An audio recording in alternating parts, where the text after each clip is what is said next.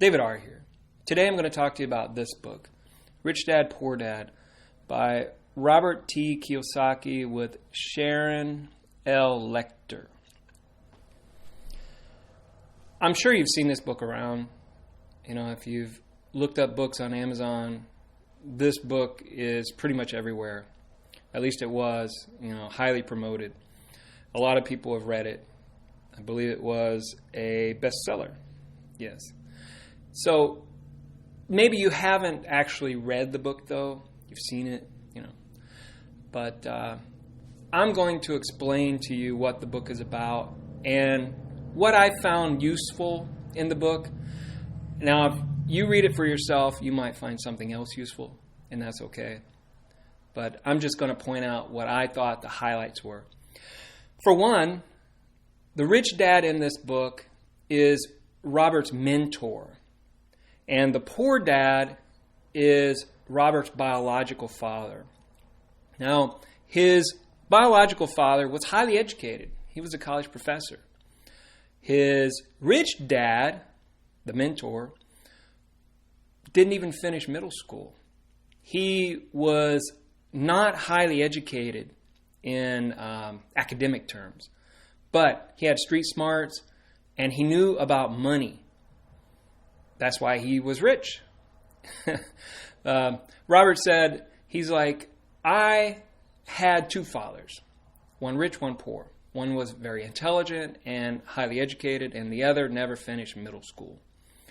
See, his educated father was poor, but his uneducated father was rich.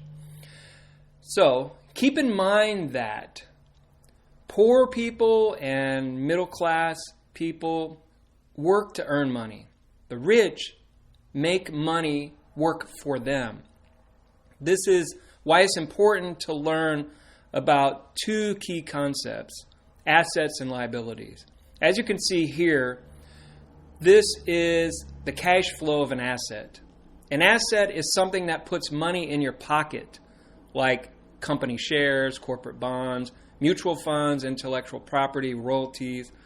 A liability is something that takes money out of your pocket, like mortgage loans, accounts payable, short-term debts.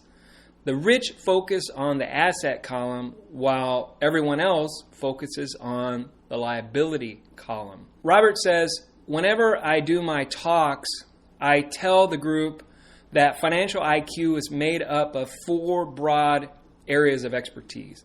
The first one is accounting.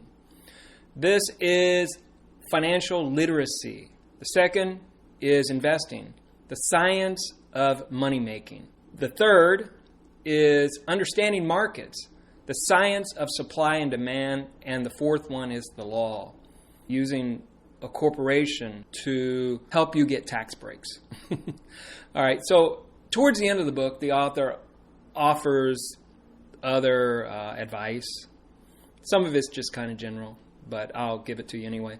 He says, without a strong reason or purpose in life, everything is harder. You need a greater reason than reality for doing what you want to do. And you need to know what you want and what you don't want. He says, choose daily. Your spending habits reflect who you are. He says, poor people have poor spending habits. Most people, 90% of the population, buy TVs, while 10% of the population buy books on business. He says that you need rich friends. Do you think a guy like Donald Trump is hanging out with poor people? I don't think so. And I don't think he got to where he's at because he was hanging around poor people. He was hanging around rich people. They have connections. They have the money. And finally, Robert says that schools teach people how to be good employees.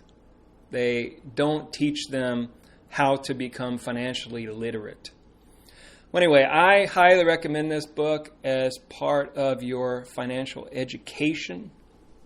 There are others like it. There are lots and lots of books like these on the market.